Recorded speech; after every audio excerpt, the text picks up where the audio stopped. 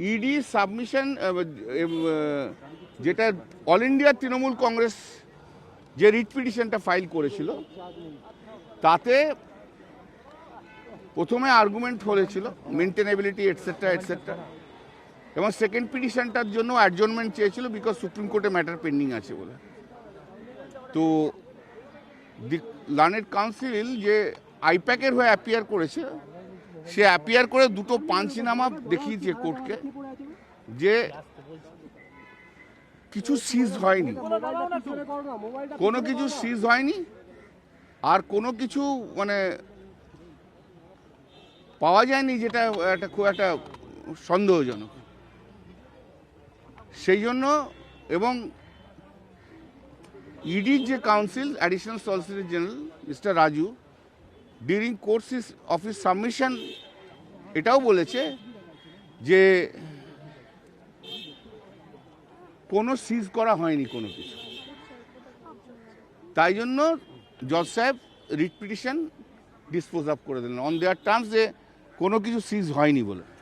মানে তৃণমূল কংগ্রেসের second writ পিটিশনটা হচ্ছে ইডি যেটা ফাইল করেছিল, যেটাতে আমি অ্যাপিয়ার করেছিলাম মমতা ব্যানার্জির হয়ে। Mamata Banerjee as chairperson of all India Trinamool Congress, not chief minister of West Bengal. ঠিক আছে, সেই মামলাটা ইডি টাইম চেয়েছিল যে বিকজ অফ ওরা সুপ্রিম কোর্টে ম্যাটার পেন্ডিং আছে, সুপ্রিম কোর্টে ম্যাটার পেন্ডিং রয়েছে, অতএব তুমি এই মামলা এখন অ্যাডজন করে দাও। তো আমরা বলেছিলাম যে সুপ্রিম কোর্টে কি গ্রাউন্ডে চেয়েছে, দেখো সুপ্রিম কোর্টে মামলা করতে গেছে যেহেতু বলেছে এর আগের দিন মানে কোর্টের এগেনস্টে অ্যালিগেশন করেছে যে, তখন জজ সাহেব বললো যে ঠিক আছে। আর আমরা বলেছিলাম যে আমরা we are agreeable to argue this matter, we are against this adjournment. তো জজ সাহেব ওদের সাবমিশনটা রেকর্ড করেছে যে হিয়ারিংয়ে এটা এটা এটা ইয়েতে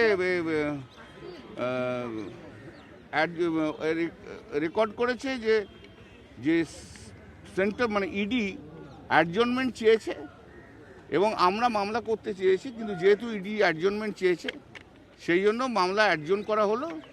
সুপ্রিম কোর্টের মামলা হওয়ার পর সেই মামলা লিবার্টি দেওয়া রইল মেনশন করার।